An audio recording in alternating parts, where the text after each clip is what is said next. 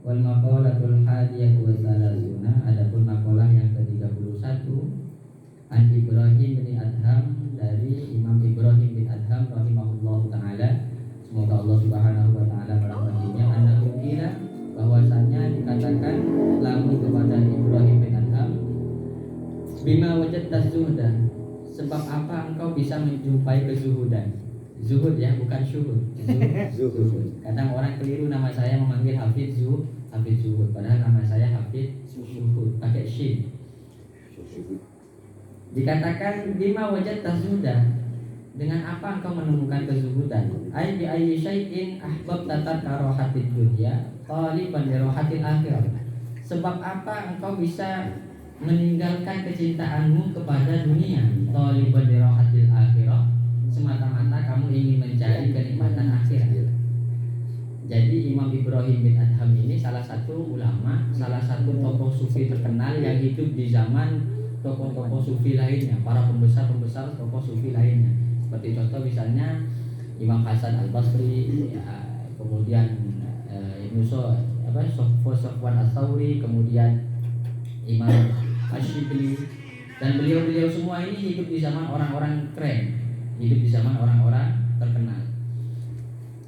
Nah, latar belakangnya Ibrahim bin Adham ini tidak punya basic sama sekali untuk menjadi tokoh sufi. Bahkan diceritakan di sini beliau adalah anak orang kaya, anaknya raja yang bernama Ibrahim bin Adham ini seorang putra mahkota dari sebuah kerajaan.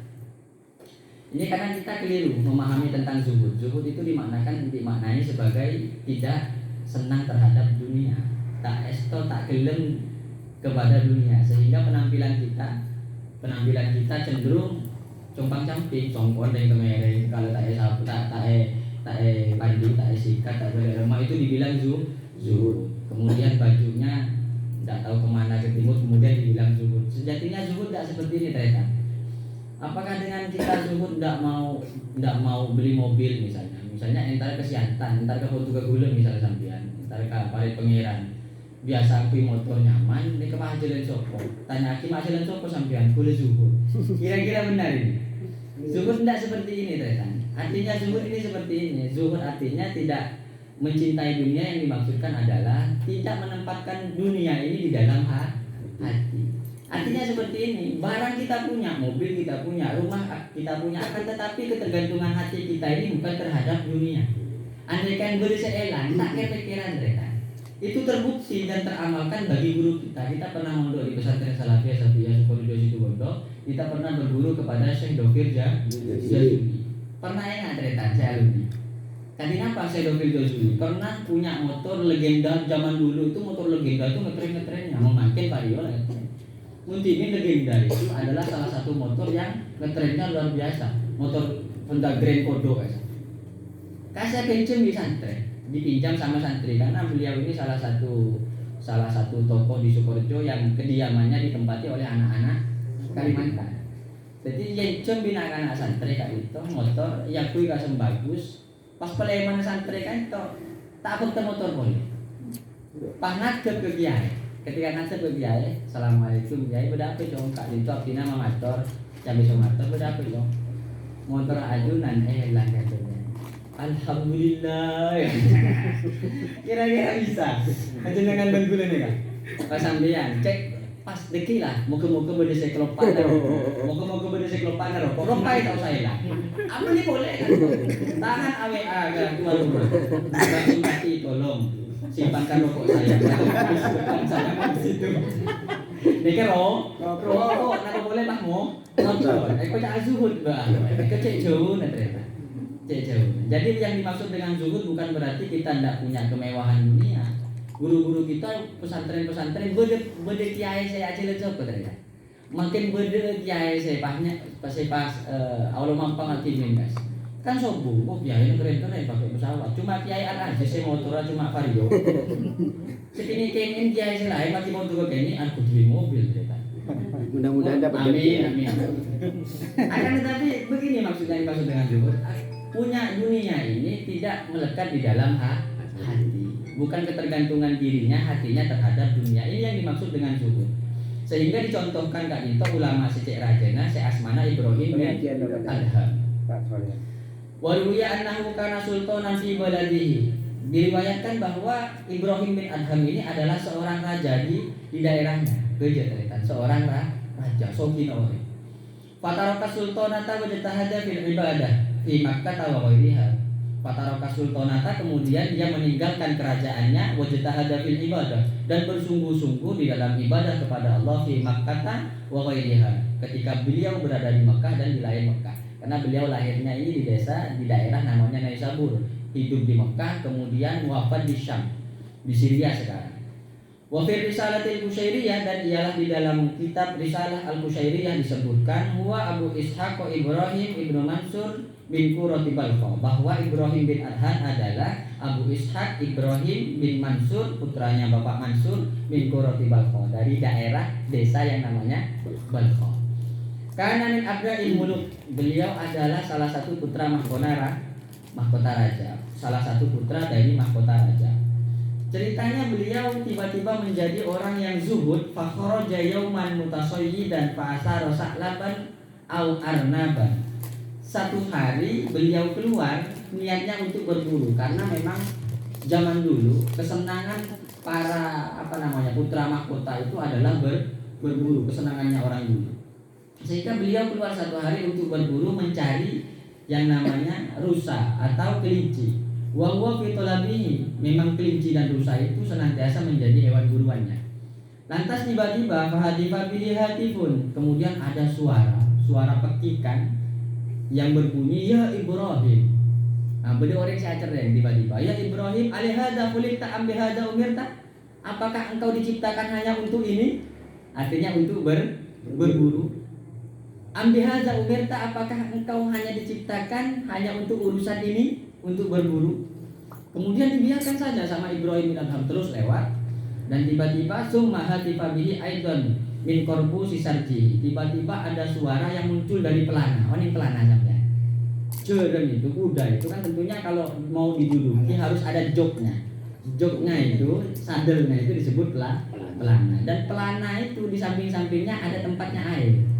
Ada tempatnya air yang kecil. Nah, kemudian tiba-tiba muncul suara dari situ. Ada suara petikan dari situ. Suaranya seperti apa? Wallahi ma li hada khuliqta wala bihada umirta. Demi Allah, wahai Ibrahim bin Adham, bahwa engkau diciptakan oleh Allah Subhanahu wa taala, tujuannya bukan untuk berburu dan bukan untuk urusan berburu. Fanazala anda batihi wa sadafa ra'iyan li abawaihi.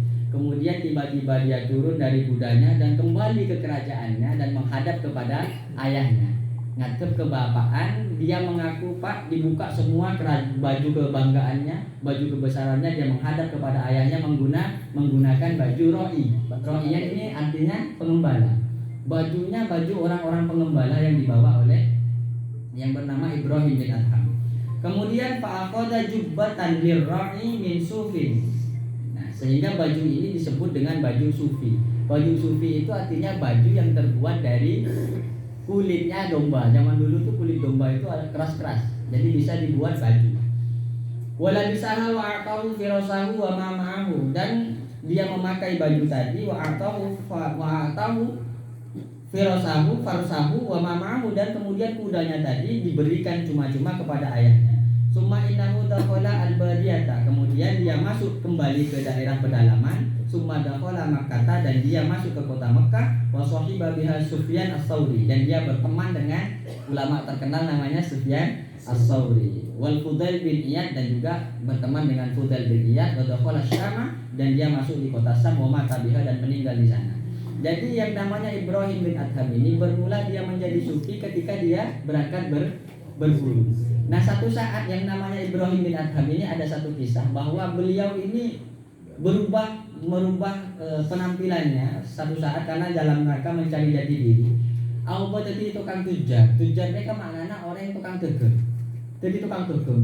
Ketika beliau melewati padang pasir, tiba-tiba ada burung yang jatuh di hadapannya. Ini kayak detik ternyata. Bedemanu kekerjaan. Dia bilang dalam hatinya, bersumpah kepada Allah, ya Allah, kalau memang burung ini ya Allah sampai saya lihat tidak bisa bangun lagi, tidak ada yang ngasih makan, Engko ala aku melolo ya Allah. Artinya kehidupan itu harus diusahakan.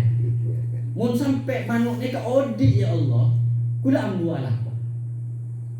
Neka tantangannya saya. Ibrahim bin Adham. Tiba-tiba datang burung yang lain membawa makanan di mulutnya, dikasih makan. Era beti. Keton neka. Insyaallah. Pas odi ngeber boleh. Akhirnya ngocak, aku ambu bae ala komandai. Artinya apa? Kita ndak kerja saja kayak tadi burungnya lumpuh dikasih makan sama Allah manuk. Ah boleh apa? Makanya heran Ibrahim bin Adham mun beda orang sian, tadi bingung nyari laku. Ada duduk.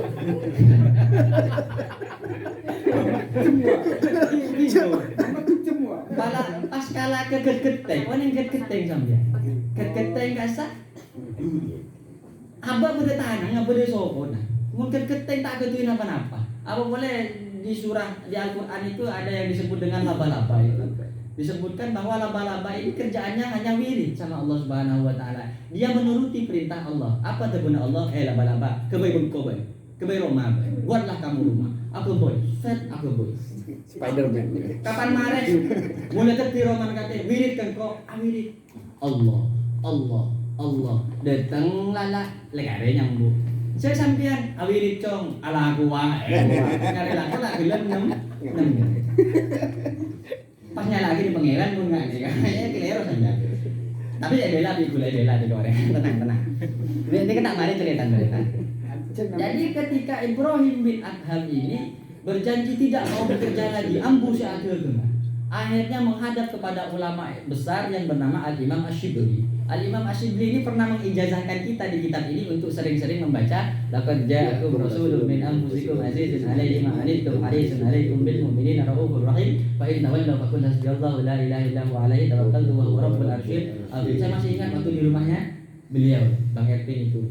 Kalau yang lain mungkin tidak ingat, sibuk dengan kerja. Saya ingat terus. Akhirnya Imam Ash-Shibli ini mengatakan begini, kakek mah ambu ala kulitnya. Dia datang kepada Imam Ash-Shibli dikatakan ala apa sih kakek? Ibrahim tak ala aku gula mah. Apa mah tak ala aku jong sini jong. Jok gula nong nengale manu bayi lumpuh ni kan paling itu di Gusti Allah mah. Wah tukah saya nyamannya Imam Ash-Shibli ini marah. Kaki jong ini. Mak abes ke manu saya lumpuh ji, coba abes ke manu saya ngaber gila saya beri roti ji jong. Mun ngabes ke saya lumpuh. Kaki ji kau